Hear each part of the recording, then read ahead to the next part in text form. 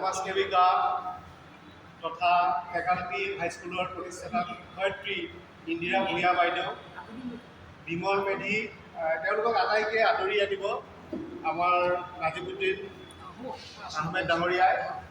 লগতে প্ৰশান্ত ভূঞা, তেখেতকো আদৰি আনিবৰ কাৰণে অনুৰোধ জনাইছোঁ। উৎপল দাস, অজিত দাস আৰু সুনীল ভাগৱতী, আটাইকেইগৰাকীকে আমি কাইলৈ আদৰি আনিবলৈ অনুৰোধ কৰিছোঁ।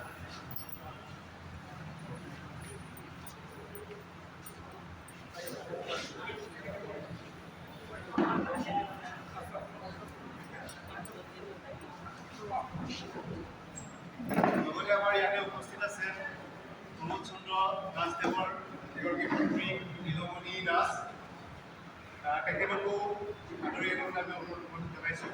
নীলমণি দাসদেৱ তেখেতকো খুৰাই হয়।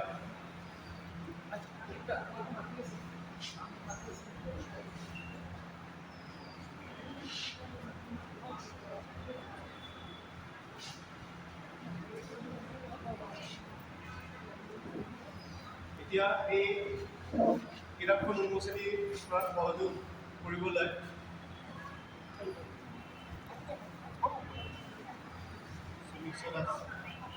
তেখেতে আৰু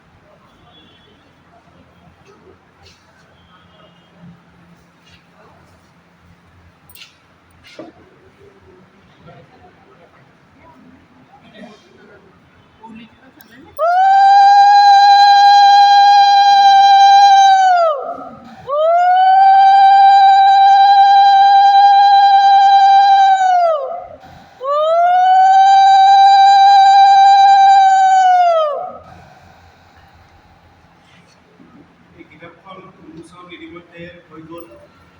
স্বপ্নাৰাজ বৰ্মা তেখেত এগৰাকী লেখিকা আৰু তেখেতে নিজৰ স্বামীৰ এই যিটো এটা বছৰ এটা পদক্ষেপ পাৰ হৈ গ'ল, কিন্তু এই এটা বছৰৰ প্ৰতিটো দিনে তেখেতৰ বাবে নিশ্চয় একোটা স্মৃতিৰ দিন, আৰু এইকাৰণে স্মৃতিৰ সুগন্ধি কোৱা এই কিতাপখনৰ নাম দিয়া হৈছে। আৰু এই উন্মোচন অনুষ্ঠানটিত মই শ্ৰদ্ধাৰ প্ৰীতি কোমল ভূঞা দিৱক বৰদেউতাৰ স্মৃতি চাৰণ দুষাৰ বক্তব্য ৰাখিবলৈ অনুৰোধ জনাইছোঁ। বাইদেউ ইন্দিৰা ভূঞা বাইদেৱে তেখেতৰ কিছু কথা ক'ব আৰু কিতাপখন সম্পৰ্কে অকণমান ক'ব।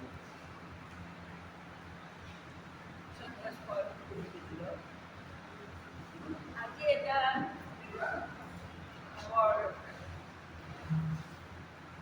স্মৰণীয় দিন, কাৰণ এই দিনটিতে এবছৰৰ আগত স্বৰ্গগামী মোৰ মনত যোৱাই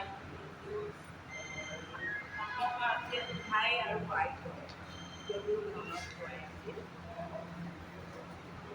একোখন গ্ৰন্থ স্মৃতিৰ বাহক, এই স্মৃতি লৈ পাছৰ পৰলোক প্ৰাপ্ত হোৱাজন যোৱাৰ পিছত তেখেতৰ স্মৃতি তেখেতক জীৱন্ত কৰি ৰাখিবলৈ গ্ৰন্থই হৈছে আটাইতকৈ উত্তম মাধ্যম। আৰু গ্ৰন্থখন ৰচনা কৰিছে স্বপ্না। মই আজি এই কিতাপখন উন্মোচন কৰিবলৈ পাই বৰ আনন্দিত হৈছোঁ, এইকাৰণেই যে আজিৰ পৰা প্ৰায় 20 বছৰমান আগত মই প্ৰমোদ দাসক কৈছিলোঁ যে প্ৰমোদ, মীৰাক মই বাৰু মোৰ এটা অনুষ্ঠানলৈ আনিব পাৰোঁনে য'ত লেখা পঢ়াৰ চৰ্চা হয়। প্ৰমোদে বৰ আনন্দেৰে মোক কৈছিল, আপোনালোকৰ ছোৱালী নিশ্চয় আপুনি ভাল কামলৈকে নিছে, লৈ যাওক, অলপ উলিয়াই নিলে ভালেই পাওঁ। সেয়ে প্ৰথম মীৰাই গুৱাহাটীৰ লেখিকা সমাৰোহৰ শাখাত হাতত কলম তুলি লৈছিল আৰু মই খুব উৎসাহিত কৰিছিলোঁ সদায়। পাছলৈ মাজতে অলপ দিন বিৰতি হৈছিল প্ৰমোদ অসুস্থ থাকোঁতে, কিন্তু তাৰ পিছত এই এটা বছৰে বা তাৰ আগতেও মই সদায় মীৰাক কওঁ, মীৰা তুমি লেখাচোন, যি মন যায় তাকে লিখা। এনেকৈ কওঁতে কওঁতে মোক সোধে এইটো লিখিছোঁ এনেকুৱা হ'ব নেকি। প্ৰমাদ ছোৱালীজনীৰ এটা মননশীল যিটো গুণ, সেইটোৰ ফলতে বৰ্তমান বেছ সুলেখিকা হিচাপে প্ৰতিষ্ঠিত হৈছে আৰু তাৰ জ্বলন্ত প্ৰমাণ যোৱা বছৰত বিভিন্ন অনুষ্ঠানে স্বীকৃতি প্ৰদান কৰি বঁটা আগবঢ়াইছিল। কিন্তু মীৰাৰ আটাইতকৈ ডাঙৰ গুণটো হৈছে যে বঁটা পাইছে যদিও তেওঁ বিনয়ী ভাৱেৰে তেওঁ এতিয়াও এই অঞ্চল বা অসমীয়া সাহিত্যলৈ তেওঁ লেখনি আগবঢ়াই গৈছে। আৰু মই নিশ্চিত যে প্ৰমোদ আজি য'তেই থাকক তাৰে পৰা এই গ্ৰন্থখন মীৰাই সম্পাদনা কৰি ৰচনা কৰিছে বুলি নিশ্চয় জানিছে, কাৰণ ভাৰতীয় শাস্ত্ৰত আত্মা অবিনশ্বৰ, দৈহিকভাৱে নাই, কিন্তু আত্মা অবিনশ্বৰ যিহেতু আত্মাই নিশ্চয় এইটো কথা উপলব্ধি কৰিছে যে আজি মীৰাই মোৰ স্মৃতিক সাৰোগত কৰি এই কিতাপখন ৰচনা কৰিছে। আৰু আটাইতকৈ ডাঙৰ কথা, ইয়াত তেওঁ প্ৰমোদৰ প্ৰকাশৰ বাসস্থানৰ পৰা আৰম্ভ কৰি সকলোখিনি সামৰি এই সৰু কিতাপখনক হাতী মাৰি উৰুকাত ঘৰুৱা দি ভৰাইছে। গতিকে এইখন এখন বেছ স্মৰণীয় গ্ৰন্থ আৰু মীৰাৰ স্বৰ্গগত আত্মাৰ শান্তি কামনা কৰিলোঁ আৰু মীৰা, সুমন, পিংকি আৰু নাতি, ৰুটি, জীয়ৰী, জোঁৱাই আটাইৰে উত্তৰীয় কামনা কৰি মই এই বক্তব্য সামৰিছোঁ। ধন্যবাদ। এইবাৰ তেখেতৰ এগৰাকী বন্ধু আছিল বৰদেউতাৰ কীৰ্তিকমল ভূঞাদেৱ, আৰু তেখেতে দুআষাৰ ক'ব, লগতে কিতাপখনৰ বিষয়ে দুআষাৰ ক'ব। নমস্কাৰ।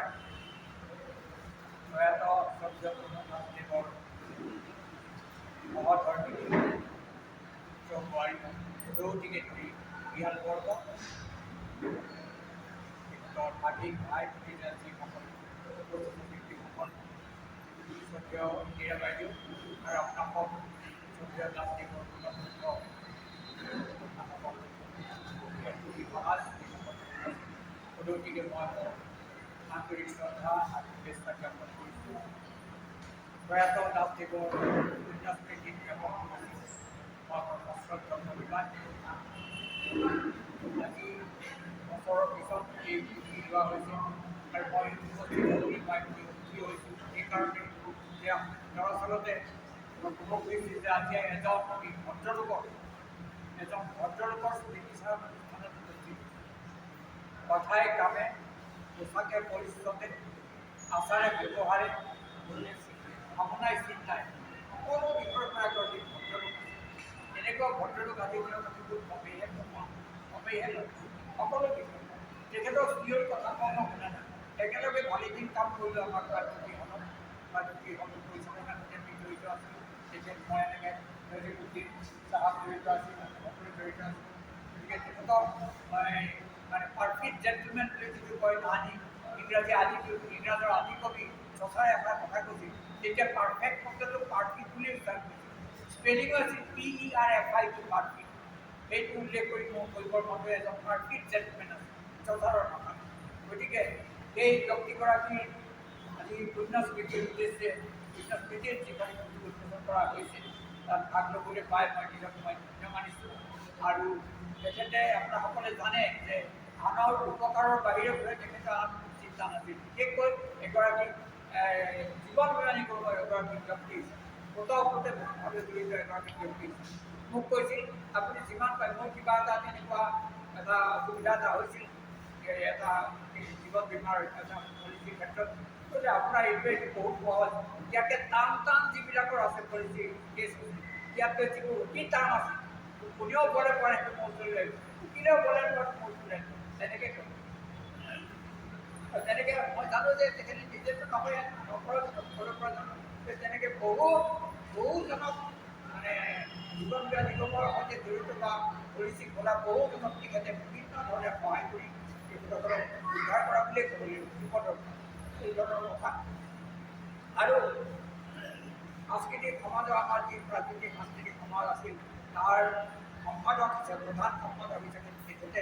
নিজৰ দায়িত্বখিনি গ্ৰহণ কৰিছিল গতিকে সততাৰে পালন কৰিছিল আৰু আকৌ কৈছোঁ আকৌ কওঁ যে তেওঁ সকলোৰে লগত মিলি জুলি নিজৰ কামখিনি তেওঁ আগবঢ়াই দিছিল আৰু এই পুথিখন মই পাই সুখী হৈছোঁ লিখি যে তেখেতৰ সহধৰ্মিনী উপযোগ্য সহধৰ্মিনী তেখেতে স্বপ্নাত আছে এইখন পুথি লিখি উলিয়াইছে আজি বিচাৰৰ বাবে তেখেতৰ বিভিন্ন সুবিধাক লিখিছে তেখেতৰ গুণাগুণৰ কথা লিখিছে আৰু মই ভাবিছোঁ নতুন প্ৰজন্মৰ ল'ৰা ছোৱালীয়ে এইখিনি পঢ়ি নিশ্চয় উপকৃত হ'ব এইখিনি অনুকৰণীয় কথা মানে গোটেই নিশ্চয় পাইছোঁ দেখিছোঁ গতিকে মই স্বপ্ন দাস মহোদয়াক তেখেতৰ সহধৰ্মিনীক মই আন্তৰিক ধন্যবাদ দিওঁ এটা ভাল কাম তেখেতে কৰি উলিয়াইছে কিছু কথা ইয়াত থাকি যাব পাৰিব আৰু মই বিশেষ নকওঁ মই নকওঁ যে দাস দেৱীতে য'তে আছে তাতে তেখেতে থাকক শান্তিৰে থাকক আৰু আমালৈ তেখেতে আশীৰ্বাদ কৰিব তেখেতৰ আত্মা চিৰশান্তি হ'ল ইয়াকে মই কামনা কৰি মোৰ বক্তব্য ধন্যবাদ আমি সকলোৱে জানো যে মানুহৰ জীৱন সীমিত এটা সীমাৰ মাজত থাকে আৰু তাৰপিছতে শেষ হয় কিন্তু স্মৃতিবিলাক সদায় কঢ়িয়াই লৈ ফুৰা যায় আৰু আজি স্মৃতিৰ সুগন্ধি সুবাসৰ ৰচয়িতা স্বপ্না দাস বৰ্মা হয় বাৰে বাৰে নামটো ক'বলগীয়া হৈছে যিহেতু তেখেতে ৰচনা কৰিছে তেখেতক দুআষাৰ ক'বৰ কাৰণে এগৰাকী লেখিকা আহিছে দুআষাৰ নালাগে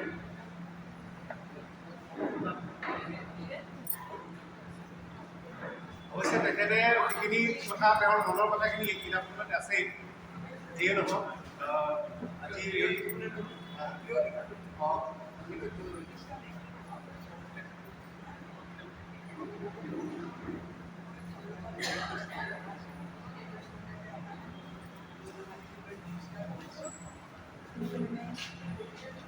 মই কিতাপখন দেখিবলৈ ল'লোঁ এটা স্মৃতি ৰাখিব পাৰিছোঁ বহুত কাম কৰিছিলে দিন ৰাত মানে ঘৰত নাথাকেই প্ৰায় কামতেই যায় ঘৰখনে চম্ভালি কি কৰিছে কি নকৰিছে ৰাইজক অকণমান জনাব বিচাৰিছোঁ সেই বুলিয়ে মই সৰুকৈ হ'লেও এখন পুস্তিকা প্ৰস্তুত কৰি উলিয়াইছোঁ ৰাইজৰ আগত তুলি দিলোঁ এতিয়া আপোনালোকে কেনেকৈ কি হিচাপে আদৰি ল'ব সেইটোৱে নতুনকৈ কয় মই সামৰিছোঁ আৰু